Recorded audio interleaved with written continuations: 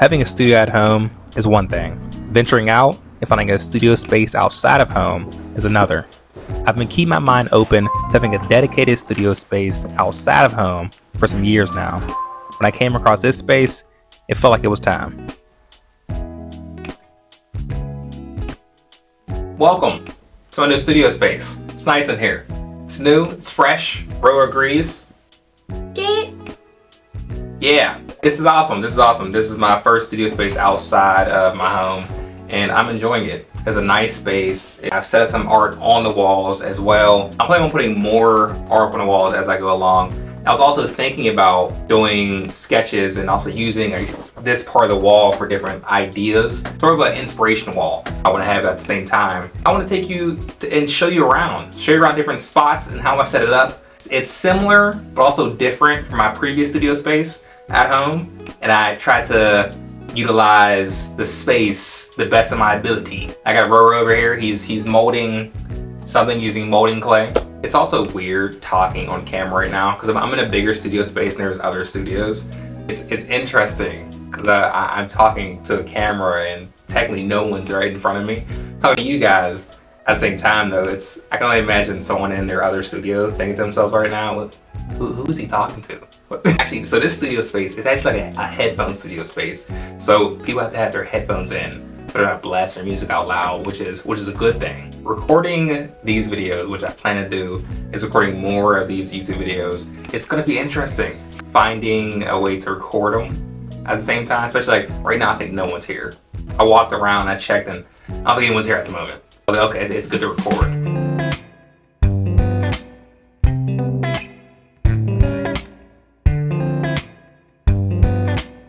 This is my desk space. I have my easel behind me on that side, and it's for when I want to get creative and I want to switch to the digital aspect of things, social media wise things. I can sit over here. I can easily make that shift. Essentially, it's similar to how I had set it up at home, and now it's a bit more controlled, this area of space, which is a good thing.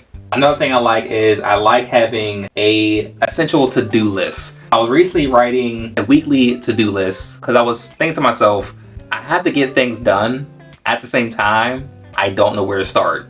Therefore, I came up with this to-do list of sort of a routine thing. So therefore, I know what I'm doing on certain days and I stay busy and stay aiming towards those goals.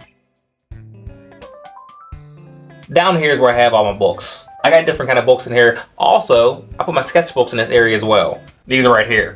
I also have my favorite books up at the top right here as well. And this is a nice shelf. They actually put this in here before I fully moved everything in.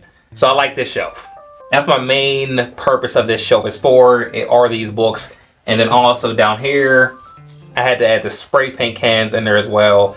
I had to find somewhere to put these. So I decided to put these down at the bottom of these shelves. More of that, some caps, packing peanuts, some more caps. Yeah. My favorite part about the studio space are the paintings that I have on the wall right now. When I walk in, you can immediately see them. They're mainly of my son. My aim is to put more paintings up on the wall and also save some space for an inspiration wall as well. I mentioned that earlier. So this is this space right here, and I had to put these up big. So when you walk through the entrance, you can see them directly. Oh, see? Now I set the easel up in this corner over here, and I mainly set it up in this corner, therefore, because when I'm painting, I don't want it to be sort of at the door, and that way, if people are walking past, I don't get distracted. Therefore, my back is turned this way, and I can be in my zone. Another cool thing about this space are these 3 lights.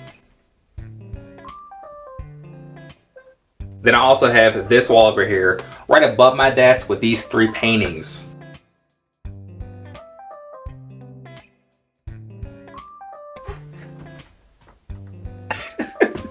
Now, in case I want to get radio-like, I got my mic. That rhymed. Did you hear that? Did you peep that? I did. At the same time, the thing about this though is it does not connect to my camera, which is unfortunate. It has this USB plug to plug into the laptop or any other device that could be used for it. And unfortunately, it doesn't plug into my camera.